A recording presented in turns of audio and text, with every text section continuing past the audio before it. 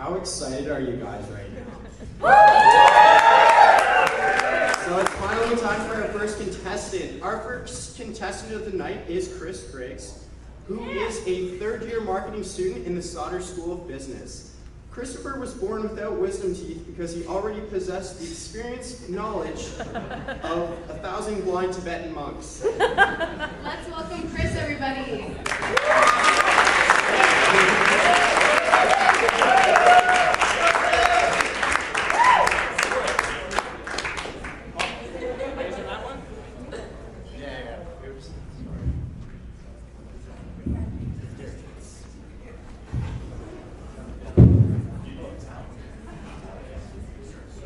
How are we doing tonight, everybody?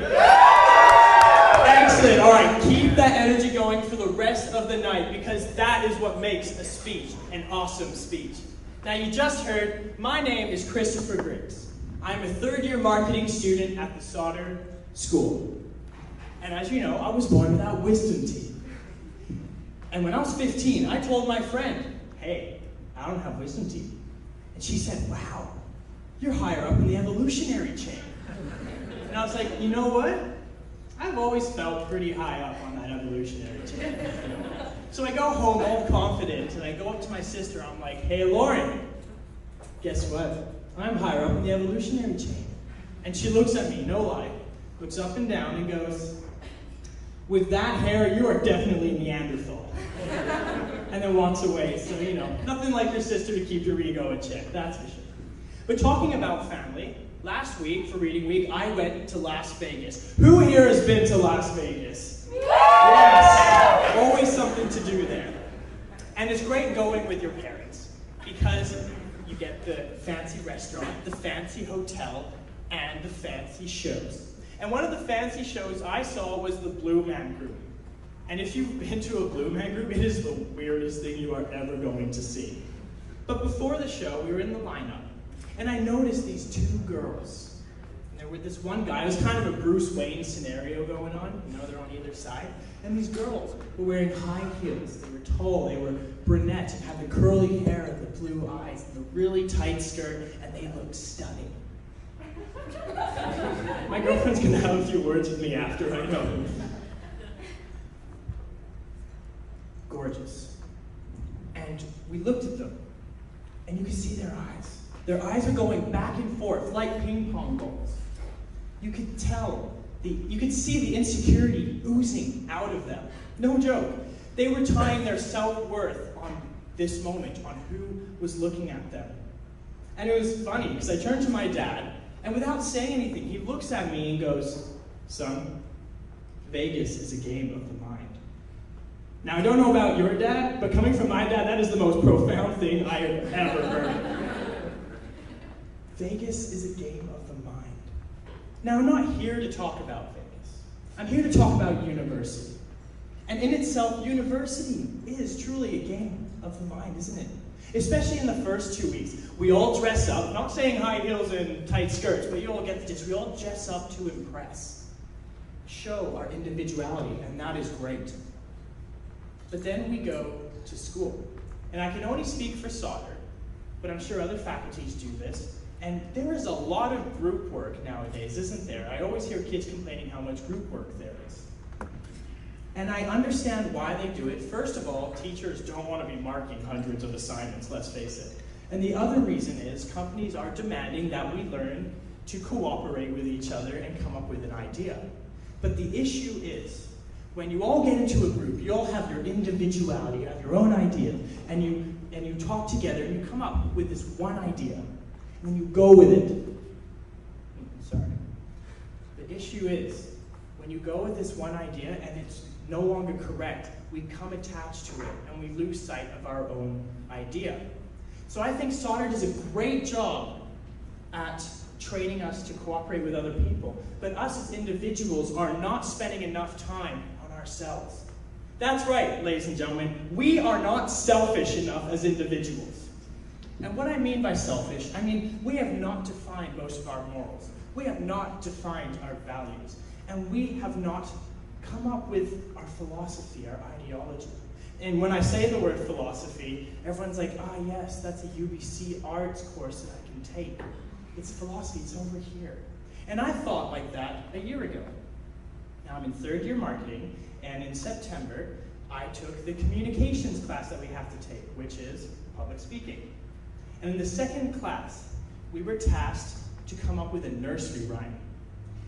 And then we had to give a speech on it. And mine was the Incy Wincy Spider. And ladies and gentlemen, let me tell you, it was the most inspiring Incy Wincy Spider speech you have ever heard. In fact, it was so good that my class voted me the winner. And I thought, wow, I don't have to do anything in this class. I'm already the best.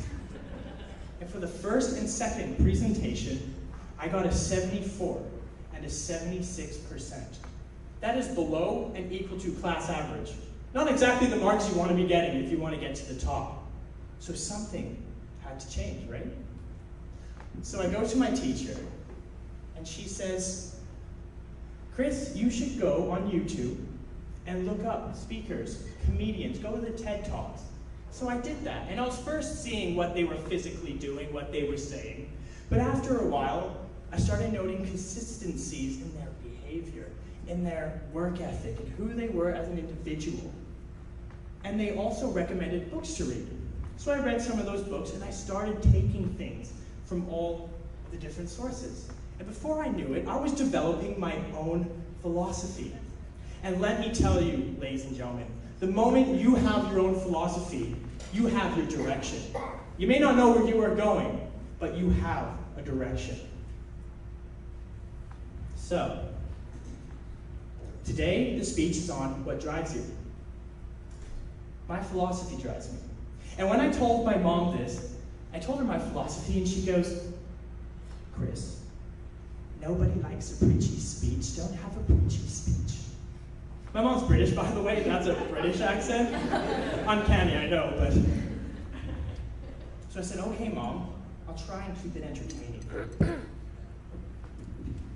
So if you haven't been listening up to now, I invite everyone to lean forward in their chair.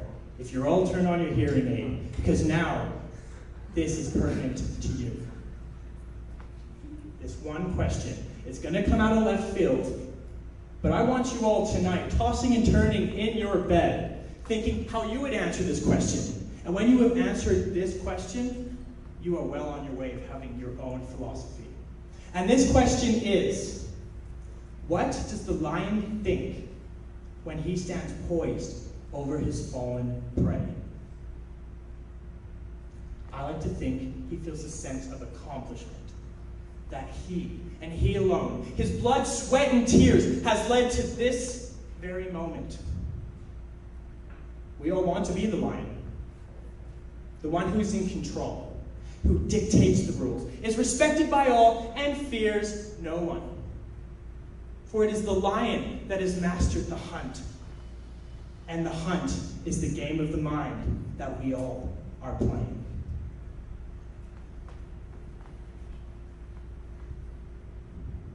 From the moment we are born, we are competing with each other to make it to the top. But even the lion starts out as the cub and must learn to walk, run, jump, stalk, hide. See, these are the technicals. These are the skills, the foundation, the building blocks of the hunt. And with practice after practice, failure after failure after failure, and with each failure, ladies and gentlemen, comes an increase in skill, a gain in knowledge, and an increase in dedication. And these skills come together like building blocks, and they form structures. This is the blueprint. This is what achieves you your first goal. And when the cub catches his first gazelle, ladies and gentlemen, there is no feeling like it. Here I am today, talking to 150 of the most beautiful people I have ever seen in downtown Vancouver at an event sponsored by Audi. And it's intoxicating. It feels good. But the first high is not enough. Everyone wants the second.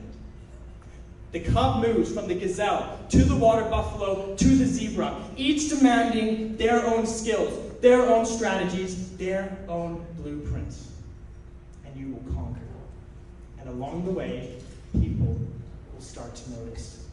They will want to be a part of what you and you alone are becoming. They will throw their respect at you. They will ask questions of you. And in response, you will answer. You will inspire, you will motivate, and you will be their role model. And there will come the day when they ask you, and only you, what does the lion think? Oh, and ladies and gentlemen, you will say, with the full understanding, with the full knowledge and full dedication that you alone know, you will say, I know what the lion thinks. Hear me roar. And you will have mastered the hunt too. Thank you, ladies and gentlemen. You were great.